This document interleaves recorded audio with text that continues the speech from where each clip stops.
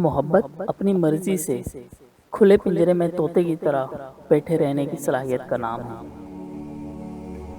آپ پر منفی تنقید اس بات کا ثبوت ہے کہ آپ کسی مثبت سرگرمی میں مصروف ہیں۔ اپنی نیت صاف رکھیں۔ کمزور اور خواہشوں کے امیر انسانوں کو آزمانے سے بہتر ہے اپنا ضبط آزما لو۔ ایک سلجھا ہوا انسان بلا وجہ کڑوے اور تلخ لہجے میں بات نہیں کرتا، اس کے پیچھے ایک کہانی ہوتی ہے۔ خاموشی کا ہرگز یہ مطلب نہیں لینا چاہیے کہ سامنے والا لاجواب ہے یا کمزور اور چھوٹا ہے۔